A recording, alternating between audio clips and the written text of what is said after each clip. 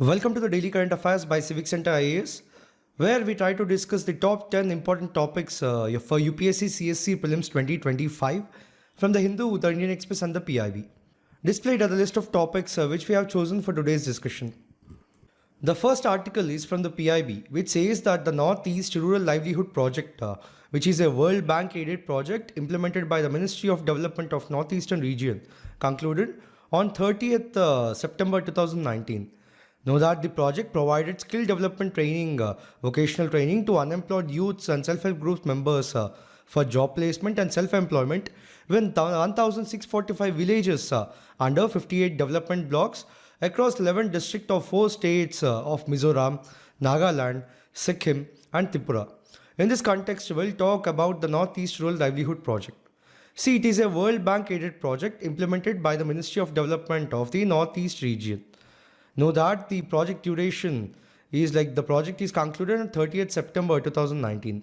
The states which are covered under the project are the Mizoram, Nagaland, Sikkim and Tripura. Furthermore, it covered 1,645 villages in 58 development blocks across 11 districts. Now, what are the objectives of this mission? The first one is to provide training for job placement and self-employment to unemployed youth and self-help group members. And secondly, to promote self-reliance and economic empowerment through self-help groups, village federations and community development groups. Now, what are the achievements under this? Firstly, it provided training to 10,462 boys and girls for various job skills. And secondly, community mobilization, because the number of households covered were 2,92,889 households, where there were 28,154 self-help groups and 1,212 village federations, and lastly 1,599 community development groups. Now, with respect to the financial inclusion, see, 97% of the self-help groups had savings accounts and the total cumulative savings was 60.51 crores. And the community investment fund released was 319.15 crores to self-help groups. And lastly, with respect to the bank linkage, overall 5,535 self-help groups availed the bank loans, where the total bank loan sanction was 58.19 crores. Furthermore, the average loan per self-help group was 1.02 lakh. The second article is also from the PIB, which says that the ICAR, Central Institute of Freshwater Aquaculture, with financial support under the Pradhan Mantri Matsya Sampada Yojana from the Department of the Fisheries, Ministry of the Fisheries, Animal Husbandry and Dairying of the Government of India, has developed a Rangeen Machli App which aims to support hobbyists, farmers and professionals in the ornamental fish industry by providing multilingual, reliable and comprehensive information on ornamental fish care, breeding and maintenance. In this context, we'll talk about the Rangeen Machli App. See, it is a mobile application developed by the ICAR, Central Institute of Freshwater Aquaculture. Know that it is supported under the Pradhan Mantri Matsya Sampada Yojana by the Department of Fisheries under the Ministry of Fisheries, Animal Husbandry and Dairying. Now, it was launched with the objective to promote the ornamental fish industry and provide multilingual, reliable and comprehensive guidance on ornamental fish care, breeding and maintenance. Now, moving on to talk about the other objectives of the apps. Firstly, to provide details on popular ornamental fish species and their care practices. Secondly, to promote local aquarium businesses through a dynamic directory of shops. Thirdly, to enhance the knowledge of ornamental aquaculture techniques for farmers and shop owners. And lastly, to serve as an educational tour for hobbyists, newcomers and professionals in the ornamental fish industries. Now, if we have to look at the salient features of the app, firstly, the content is available in 8 Indian languages, ensuring both inclusivity as well as the accessibility. Secondly, detailed guidance on the care, breeding and maintenance of the ornamental fish is also provided. Thirdly, there is something called a Find Aquarium Shops tool, where it is a dynamic directory enabling users to locate nearby aquarium shops. Furthermore, it is updated by the shop owners, helping them promote their businesses while ensuring users access verified sources for fish and aquarium products. Now, it also has some educational modules Like it covers the essentials such as the aquarium types, filtration, lighting, feeding, and on maintenance. And it also focuses on the breeding and rearing ornamental fish, aiding farmers in diversifying their stock. The third article says that the PM Surya Ghar Muft Bijli Yojana, which is the world's largest domestic rooftop solar initiative, is transforming India's energy landscape with a bold vision to supply solar power to 1 crore households by March 2027. In this context, we'll talk about the PM Surya Ghar Muft Bijli Yojana. See, it was launched on February 15th of 2024 with the objective to prove the largest domestic rooftop solar initiative aimed at providing free electricity through the rooftop solar panels to 1 crore households by March 2027. Know that it is implemented by the Ministry of New and Renewable Energy. Now, if we have to look at the current status as of December 2024, the total registrations crossed 1.45 lakh crore, whereas the applications received are 26.38 lakh. Furthermore, the installations completed are the 6.3 lakhs, and the targeted milestone is 10 lakh installations by March 2025 and 1 crore by March 2027. Now, if you have to look at the other key features of the scheme, firstly, subsidy support of up to 40% are provided based on the monthly electricity consumption to the households. Secondly, collateral-free loans up to 3 kilowatt capacity at 7% interest rate, ensuring affordability for the scheme. And thirdly, with respect to the savings and income generation, the households can save on electricity bills and can earn revenue by selling surplus power to discoms. For instance, a 3 kilowatt system generates 300 units per month, creating energy and potential revenue. Then, with respect to the digital application process, online applications through the national portal with features like vendor ratings, system size recommendations, and benefits calculator are also available. And furthermore, under this, there is the Model Solar Village initiative, where the focus is on establishing one model solar village per district to promote energy self-reliance. Now, what are the villages eligible for the scheme? So, the revenue villages with a population of over 5,000 or 2,000 in case of special category states are eligible. And furthermore, a financial support of 1 crore per selected village with a total allocation of 800 crore rupees is provided. So this is the significance of the scheme. So with respect to the energy savings, solar energy expansion, and creating environmental impact, and lastly, it is also like helping with respect to the job creation. Now talking particularly with respect to the model solar village component, see, this promotes the use of solar energy in rural communities. Notably, the selection process is through the competitive evaluation based on the installed energy capacity within 6 months. Know that this is monitored by the state or UT renewable energy department agencies under the district level committees. The fourth article of the day says that the Supreme Court on Thursday relaxed emergency anti-pollution restrictions under the stage 4 of the Graded Response Action Plan, in short called the GRAP 4, to the less rigorous GRAP 2 level in the National Capital Region. In this context, we'll first talk about the CAQM, its establishment, then we'll look at the key objectives of it, and then we'll briefly touch upon the Graded Response Action Plan, and lastly, we'll see different stages of GRAP.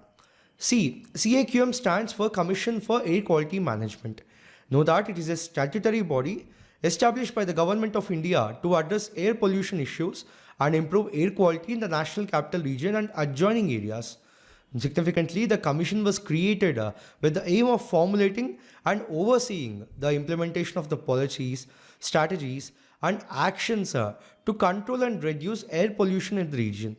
Moving on to talk about its establishment, see, it was established in 2021 through the passage of the Commission for the Air Quality Management in the National Capital Region and Adjoining Areas Act of 2021. Know that it came into existence as a response to the growing concerns over deteriorating air quality, particularly in the Delhi NCR region, which has one of the most polluted air in the world. Now, what are the key objectives under the CAQM? Firstly, to take proactive and corrective actions to improve air quality in the National Capital Region and adjoining areas. Secondly, to coordinate and harmonize the efforts of various state governments ministries and agencies involved in managing the air pollution. Thirdly, to promote the research on air quality management and to collect and analyze the data related to the air pollution.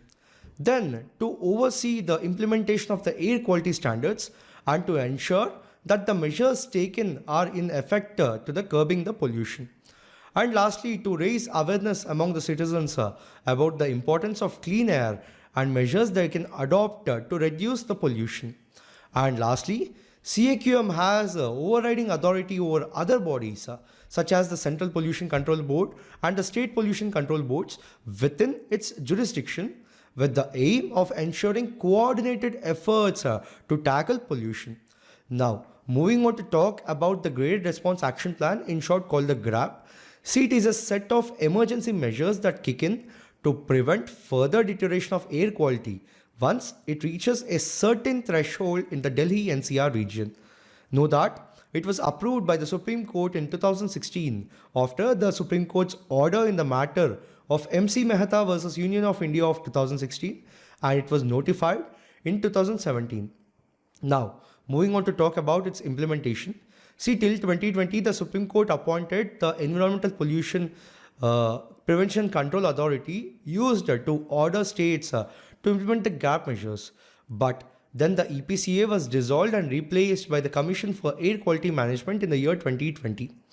Significantly, CAQM relies on air quality and meteorological forecasts by the Indian Institute of Tropical Meteorology and the Indian Meteorological Department. Furthermore, these are the different stages, which are 4 stages under the GRAP 4. The next article says that after being rescheduled for a day as an anomaly was detected, the ISRO successfully launched the Proba-3 mission of the European Space Agency aboard the Polar Satellite Launch Vehicle PSLV C-59 rocket. In this context, we'll first talk about the Proba-3 mission and then we'll briefly touch upon the PSLV. See, the Proba-3 mission is a pioneering initiative by the European Space Agency, marking the world's first precision formation flying mission.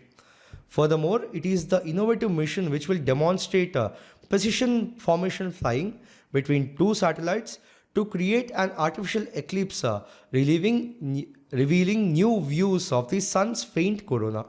Now, if we have to look at the objectives of the mission, see, primarily the core objective of the mission is to create an artificial eclipse by precisely coordinating 2 independent satellites. So, this capability will enable scientists to observe sun's corona, which is a region typically obscured by the intense brightness of the sun. Know that it consists of 2 small satellites.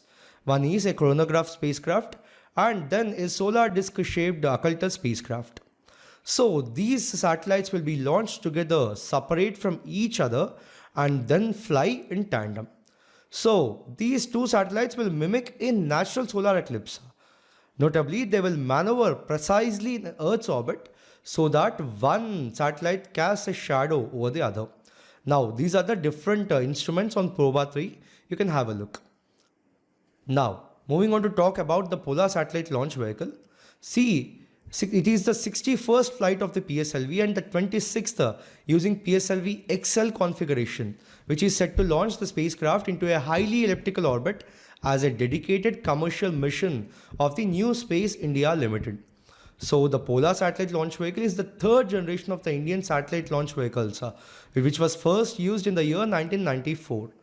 See, significantly more than 50 successful PSLV launches have taken place till date.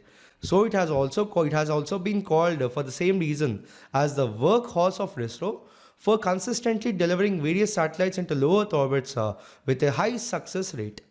Furthermore, PSLV XL can lift 1750 kg of payloads to the Sun synchronous polar orbit and much more, which is the 3800 kg to a lower Earth orbit. So notably, it has been instrumental in deploying satellites into various orbits, including low Earth orbits, Sun synchronous polar orbit, a geosynchronous transfer orbit, and beyond. Now, why is this launch vehicle significant for India? See, firstly, PSLV has earned the title the workhorse of ISRO due to its consistent performance in delivering satellites into various orbits. Secondly, its capability to launch multiple payloads into different orbits makes it suitable for a wide range of missions, including Earth observation, navigation, and interplanetary exploration. And lastly, PSLV has been utilized for launching satellites for various countries, showcasing India's growing prominence in the global space industry. The next article says that Justice Manmohan was sworn in as a Supreme Court judge on Thursday, raising the judicial strength of the court to 33, one short of the sanctioned number of judges.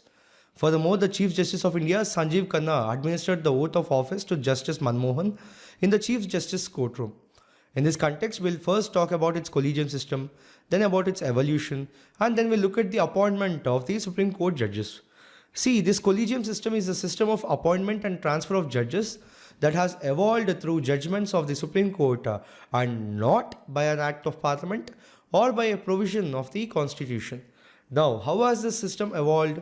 See, it was in the first judge's case of 1981, it declared that the primacy of the Chief Justice of India recommendation on judicial appointments and transfers can be refused for cogent reasons.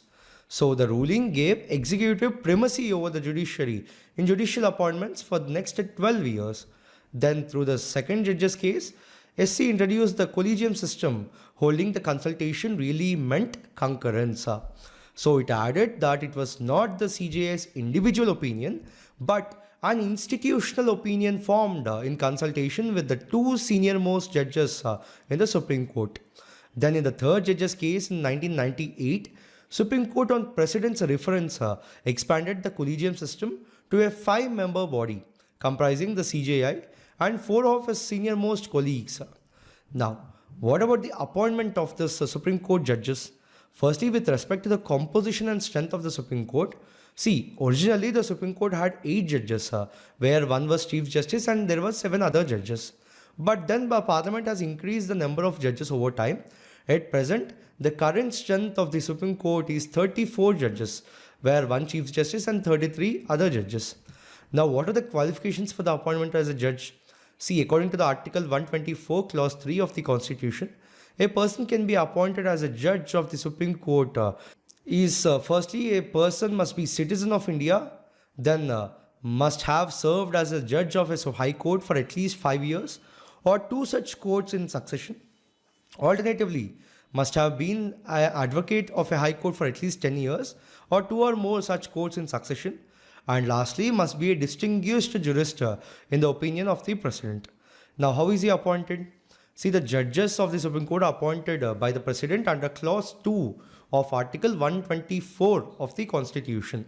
The President consults with the judges of Supreme Court and High Courts to make informed appointments.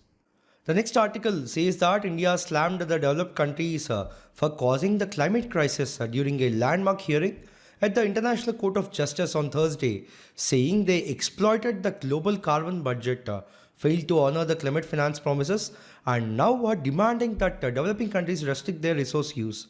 In this context, we'll talk about the International Court of Justice. See, this International Court of Justice, ICJ, also known as the World Court, is the principal judicial organ of the United Nations. Know that it was established in June 1945 by the Charter of the UN and began work in April 1946. Notably, the official languages of this ICJ are French and English. Furthermore, the seat of the court is at the Peace Palace in The Hague of Netherlands. Then, of the 6 principal organs of the UN, it is the only one not located in New York of United States. Now, if you have to look at the powers and functions of this ICJ, see, firstly, it can act as a dispute settlement body between 2 member states in what they call the contentious cases. Furthermore, such disputes may concern in particular the land frontiers, maritime boundaries, territorial sovereignty, the non-use of force, violation of the international humanitarian law, non-interference in the internal affairs of the states, and diplomatic relations. Furthermore, it can accept requests to issue an advisory opinion on a legal question referred to it by a United Nations body or a specialized agency. Then, these opinions can clarify the ways in which such organizations may lawfully function or strengthen their authority in relation to their member states. And lastly, the court's judgments in contentious cases are final and binding on the parties to a case and without appeal. Now, what is the composition of this ICJ? It consists of 15 judges, all from different countries, who are elected to 9-year terms by majority votes in the UN General Assembly and the United Nations Security Council. So the judges, one-third of whom are elected every 3 years, are eligible for re-election. The next article says that asserting India's underlying growth story is intact and one must not overinterpret the economic slowdown in the second quarter of this fiscal year, according to the Chief Economic Advisor. And he said that the economy's health remains robust as per several macroeconomic indicators and overall headline inflation is well behaved. In this context, we'll first talk about the headline inflation and then we'll look at the CPI, which is the Consumer Price Index. See, the headline inflation is the raw inflation figure reported through the Consumer Price Index that is released monthly by the Bureau of Labor Statistics. So the headline inflation is not adjusted to remove highly volatile figures, including those that can shift regardless of the economic conditions. Furthermore, the headline inflation is often closely related to shifts in the cost of living, which provides useful information to consumers within the marketplace. Notably, the headline figure is not adjusted for seasonality or for often volatile elements of food and energy prices, which are removed in core. Now, moving on to talk about the Consumer Price Index or the CPI. See, it measures the price changes from the perspective of a retail buyer. So, the CPI based inflation data is compiled by the Ministry of Statistics and Program Implementation along with the Labour Bureau under the Ministry of Labour. Furthermore, we have different types of CPI in India, which are thus firstly the CPI for industrial workers, which measures the price changes for goods and services consumed by workers and industries. Then we have the CPI for urban non-manual employees, which focuses on the price variations for urban non-manual employees and is compiled by the National Statistics Office. Then we have CPI for agricultural laborers, which assesses the price fluctuations for agricultural laborers and is used to calculate minimum wages in the agriculture sector across different states. Then it is compiled by the Labour Bureau, which is the CPI for rural laborers, which reflects the price movements specifically for rural laborers. Know that the Monetary Policy Committee uses CPI data to control inflation. So in April 2014, what happened was the RBI has adopted the CPI as its key measure of inflation. Furthermore, CPI is calculated regarding a base year, which is used as its benchmark, and the price reference year has been selected as the calendar year 2012. So CPI can be calculated by, we can say that, the cost of the market basket in the year divided by the price of the market basket in the base year into 100. The next article says that a committee formed by the Ministry of Agriculture and Farmers Welfare has proposed the constitution of a panel of state agriculture ministers on the lines of the Empowered Committee of State Finance Ministers on the Goods and Service Tax to push agriculture marketing reforms. Furthermore, the committee circulated the draft National Policy Framework on Agricultural Marketing, seeking public comments or suggestions. So, in this context, we'll first see what is agriculture marketing, then we'll see the objectives of the policy, and lastly, we'll look at the key focus areas. See, agriculture generally means growing and or raising of the crops and livestock, while marketing encompasses a series of activities involved in moving the goods from the point of production to the point of consumption. So it includes the planning, production, transportation, processing and distribution of agricultural goods. So the goal is to ensure that the products reach consumers efficiently while meeting the market demands at a fair price. So, agriculture marketing is a state subject under the entry 28 of list 2 of the 7th schedule under Article 246 of the Constitution. Now, what are the objectives of the policy? Firstly, to facilitate easy access for farmers to organized markets across regions. Then secondly, to establish a fair, transparent and competitive price discovery mechanism. Then to strengthen physical and digital infrastructure for efficient agricultural trade. Fourthly, to support farmers in getting the right price for their produce, reducing the intermediaries. And lastly, to encourage the investments from the private sector in agriculture marketing, including warehousing, transport and cold beverages. And not to forget, to reduce the wastage and improve the shelf life of agriculture produce through better storage and packaging. Now, these are the key focus areas under the policy. The next article talks about the protection and promotion of the classical languages. In this context, we'll talk about it. See, before that, you have to know that there are 5 new languages added to the classical language list, which are the Marathi, Bengali, Assamese, Pali, and Prakrit. Before this, India had 6 classical languages, which are Tamil, Telugu, Malayalam, Kannada, Sanskrit, and Odia.